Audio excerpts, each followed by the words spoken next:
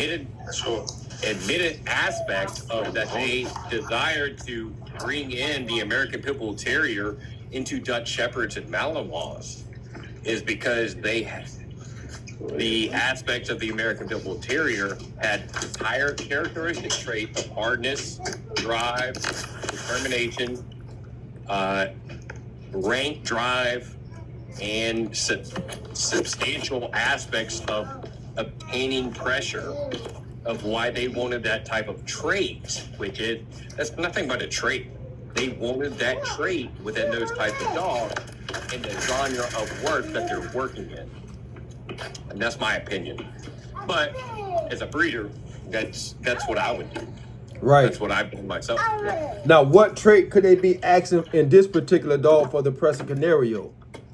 Well, simple standpoint. A Presa Canario is a very true Presa Canario from the Canary Islands are definitely rank-driven type of dogs.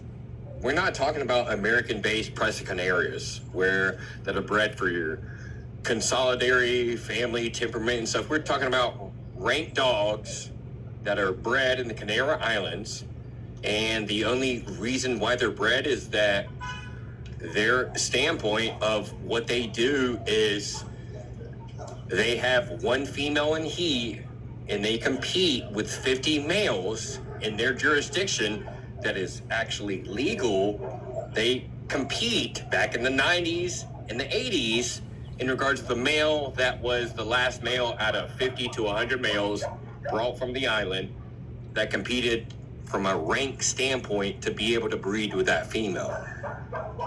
Now, their selection process was a lot different from what we cultivate to this standpoint and what is acceptable in, I would say, American society, simply because of the laws, the regulations, and the things that we have today. Right. However, the selection process and the education just because of that doesn't change because of our romanticizing of what we desire it to be selected from. We have to go from history and actually understand how those types of dogs were selected in that time and era, which cultivates a certain type of phenotype expression, a certain rank drive, a certain genotype expression, and something that we can evaluate in regards of behavior. Okay. But a lot of these herders started over there in Europe. A lot of them did. Holland, Dutch Shepherds, Belgian Malinois. I agree. They have very great drives and stuff. But even through their selection process, their laws allow them to regulate certain aspects. But I'm talking about like when they start creating those bull herders and those Dutch herders adding pit bull, most of that stuff started in Europe. Well, they're not adding the bull herder. They're not adding, and I've done it myself, I'll be honest with you. They're not adding the herder to make the herder better. They're going to the herder because the prey drive is higher. And the lack of self-preservation from a herder is higher. Unfortunately, with a lot of the pit bulls, the American Pit Bull Terriers and stuff that are bred for show, sport, and visualizations, and what humans want to do with those types of bull herders here in the United States is compete in some type of sports concept. We're not talking about legal arenas or anything. We're talking about drive concepts where we want to cultivate Iron Man, Iron Dog, PSA, Shitten, French Ring, and we want to compete in these types of sports with these dogs, and we're adding herder into there because the dogs that we have that are available don't have the drives to be able to cultivate that from any type of predominant trainer's standpoint that wants to utilize that or actually work or develop that type of dog. So that's the reason why a lot of Americans engage that concept of, here, let me get this outsourced dog that's imported in from another country, because for some reason here in America, which I understand the reason why, I don't have that type of drive. I don't have that type of prey drive. Right. You don't get it over here. They, for some reason, they get lost. You can. There are people who have it, but we're not. We're in different genres. Mm-hmm.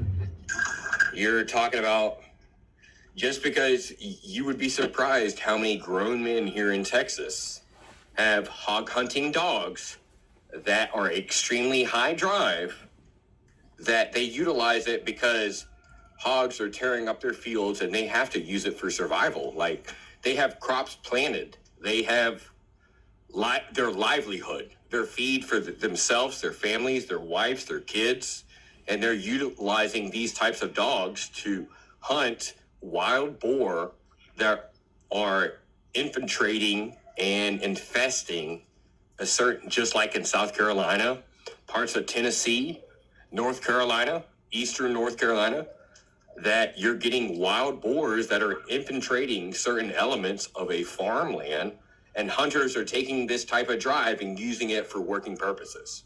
Correct. They're not going to the box with them. They're using them for the elements that are still legal here in the United States. Correct. Have you ever took a bite from a real rank Presa Canario? I have. What type of bite force does it have? Absolutely great bite force. But I wave a plastic bag, it comes off the bite, and it runs. I haven't worked a Presa Canario. I'll be honest with you, I'm 34 years old. I've decoyed for a long time. I've trained with some of the best trainers and decoys here in the United States. I've never worked a Presa Canario that I could not run. If they're doing sports, you're talking about a curriculum that is you're cultivating a standpoint of that. I love a Presa Canario, but I haven't worked one that I have thought as a breeder myself that, hey, I want to feed. And that's no disrespect to the dog. I mean, if the dog will, hey, an intruder comes in the house, they will bite 9 times out of 10, any dog that bites or whatever. Even if it comes off the bite, the intruder's going to run. He's not going to want to sit there and fight the dog.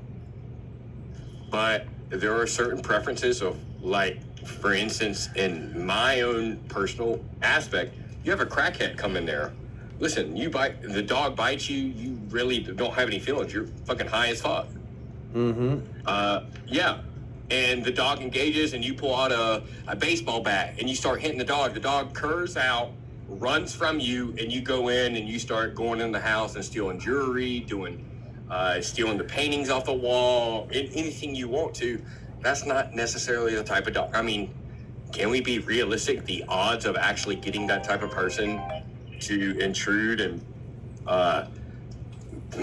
conduct themselves in that standpoint, not a lot. But it doesn't take away from the aspects of breeding and desiring a dog that can handle those types of situations. And the only way that you know that you can handle those types of situations is that you test and you train and you cultivate a type of dog that you desire in your own personal program. Regardless of a Presa Canario, a Belgian Malinois, a Cane Corso, a band dog, a pit bull terrier, anything that you want to do. I don't know. It's like, why are you going to breed a pit bull terrier that doesn't want to chase or have prey drive? Hey man, y'all mind asking what we're talking about? Oh, we was talking about band dogs and bull herders, like this dog on the picture. This dog is 50% Dutch herder, 50% Presa Canario. And I was just asking people who know about these dogs, why would they add pit bull or even Presa Canarios to these Dutch Shepherds and Belgian Malinois if they already a perfect dog? You know? Yeah.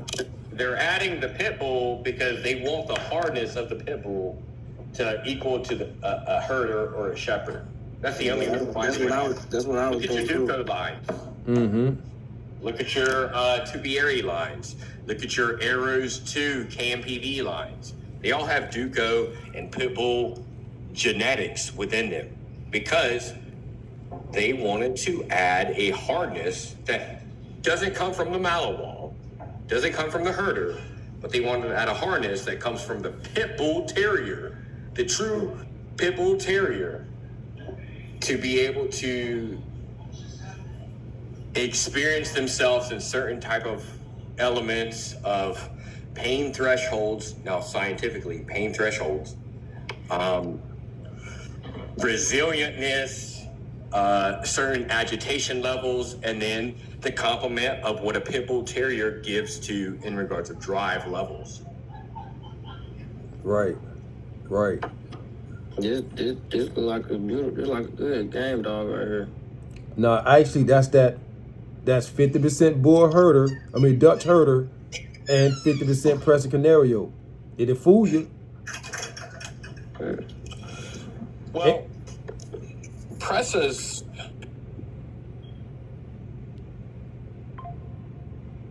I've worked a lot of presses as a decoy. I'm talking about the decoy and suit. I've worked a lot of presses. You can cultivate and train presses, but they have a cap to themselves because they're not as rank driven as they were. I'm not saying there's people choose. If you have a true high rank drive Presa, which they were bred for on the Canary Islands, and a lot of the predominant trainers of the old school from the 90s and the 80s had from the Canary Islands, from certain breeders, these are dogs you're not going to want to have around your kids. These are rank-driven dogs. These are dominant type of dogs. These are dominant over food, dominant over possession, just dominant in general over toys. You're not going to really have around other dogs. They're not going to be social around other dogs. Now we're talking about the plurality of traits and drives. That's yes and no. Mostly, for the most part, yes. But you could still see, like, it's all about tolerance and the handler. Like, if you desensitize to everything and you keep on desensitizing, you know, keep on putting in positive scenarios, that dog you'll be able to have around kids and other dogs. But most of these people who have these dominant lines, yeah, you're right. They're not going to be putting in that work. But I've seen it a lot. What's the absolute value of rank? I think after I ask this question, it will gain the concept of understanding of what I'm trying to interpretate as a trainer. Oh, I know what you're trying to say. What's the absolute value of rank? To dominate, right? Yeah. So I don't believe that we can give the artificial intelligence to a dog that it wants to decipher between a human, a child who's 5 years old, another dog who's 2 years old, a goat that's a year old, a bull that is, even though it's bigger than it, that is less than 6 months year old. I don't think we want to romanticize and understand genetics and traits to very specific aspects. But if the drive and the rank drive of the Presa Canarios that they bred for from sex drive and rank, then we have to understand that they hold a certain tolerance that it's indiscriminate regardless of what we want to understand from reasonable human intellectual aspects of animal behavior. But there's a certain independent aspect where rank is rank. It doesn't matter if you're a child, a bull, a hog, a dog, a goat, a chicken, a peacock. There's a certain rank element, especially where I've known that Presa Canarios have, that they cultivate and that their mindset is involved in. And the ones that actually will bite you for real, they are indiscriminate to any type of species. It's not the ones that I've worked that I said, hey, you know what? They might have a shitty ass grip, but if I break into their house, they're going to fuck me up. Those are the ones that are very pure and true to the drive. But just because the behavior that they express doesn't necessarily mean that they can't cultivate the standpoint of what they were bred for as being true protection type of dogs and guardians. Now, if you get that dog, just like Lockjaw wanted to engage and say, hey, you breed a true like Presa Canario that is high rank like that to a Malinois, what benefit can you get? I'll tell you the benefit. You're going to get a real rounded type of dog. And the ones that can train and cultivate that type of dog, they're going to make a dangerous type of dog that, listen, bro, just don't break into their house, man. Yeah, those are reminding me of the Sentinels. Those Presa crosses with the Malinois that I'm seeing, they're reminding me of these Sentinels. This one right here is a Dutch herder, so they put a Dutch Shepherd, and I guess they went for color, you know, to keep the brindle aspect of it. And it's 50% Dutch herder, 50% Presa Canario. And that dog, I got to give it to him. That dog look good at all, because you're bringing out the defense in the Maharero on both sides, because the Maharero is a defensive dog, so. And the Dutch herder and Presa were both based off that same dog, so it's not a bad mix. I'm not gonna. I like that mix. That dog look pretty good. I'm not gonna lie. That dog look damn good. I feel like you're getting intellect and intellect. Kato in this conversation. Kato, hold on one second. From that shepherd.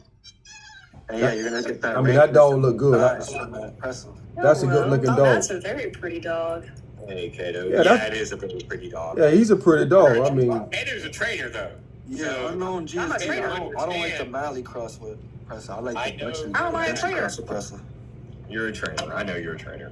How am I a trainer? oh, the Mal cross with the Presa. I got a picture of him too. What'd you say? Sorry. No, I was telling him I got a picture of a Malinois cross with a Presa Canario. I think this one right here. I think that's him. In bull herders, it's not common for them to cross with Presas. In fact, we're not even positive that they could be considered bull herders if crossed with Presa. It's speculated. It's more like a debate. Drives. It's not necessarily drives. Bull herder is technically an American Pit Bull Terrier crossed with any kind of herder. It's a debate within the bull herder community that dogs like Presas crossed with herders. Is that a band dog or is that a bull herder? That's kind of like the up in the air question in the different communities with these dogs. But there's a reason that they do cross Presas with things like Dutchies specifically. They also do this with Cane Corsos as well. What's the reason? You're a trainer, right? What'd you say? Sorry. You're a trainer. You understand prey drive. You understand development of prey drive. I am not a dog trainer, but I do understand all of those things. I work my dog, or at least I don't necessarily, I guess, work in quotations. I do a little bit of hunting with a dogo, but I understand, yes. But I understand all of that. I'm friends with a bunch of trainers. I've done bite work, show world stuff, hunting. Yes, I'm very well versed in that. She's very modest. She is a trainer. She understands training animals. I don't train other people's dogs. I just train my own. You don't train other people. Just because you don't train other people's dogs doesn't mean that you don't understand the concept of trainers. Oh, yeah. I mean, absolutely. I train my own dog. Almost all of his obedience has been done between me and the dude you were talking to last night, PC Farouk. He helped me quite a bit, but with things like Focus Heal. Thank you, Farouk. Go check out my new video. He looks so good, guys. Sorry. Anyway. Straight, but what's the up? reason that they cross Presa Canarios and Cane Corsos. What's the other one that's big like this? That's in that group? Not Presa, not Cane.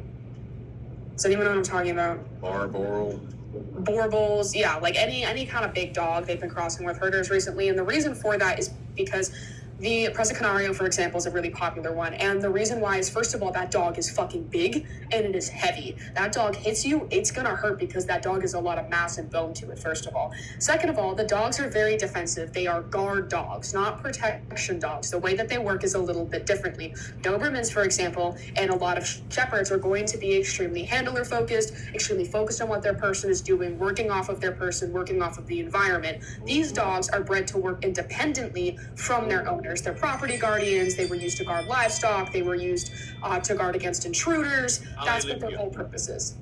So they go out by themselves, and they're not by themselves, but they need to be able to work away from the handler. So why you're adding shepherd into these dogs is because you're getting that tenacity, you're getting that really little low self-preservation, you're getting that big beefy dog, but you're also crossing it with something that's a tad leaner, a tad faster, something that's a tad smarter, and something that's going to be more handler focused. You see some great bull herders, you see some shit bull herders, because when you're crossing two things like that, it's not always going to come out the way that you want it. We have some pretty great bull herder lines, I see more success within the Shepherd Cross the Pit area rather than I feel the Presa area. There's a creator on here that Pro was talking to last night. She has a bull herder who is Dutchy, Presa, and Pit. So he's a little bit of everything, and he looks like this dog. He's just a light brindle. Yeah, the thing with the Presa too is I'm really into the Presa bloodlines and like what's out there, especially in the States. With the game dogs, like it's a lot easier to read the pedigrees and the bloodlines and you know what you're getting.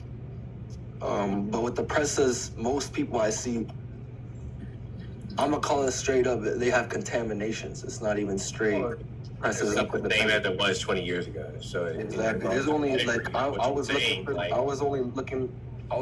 a Presa breeder for the past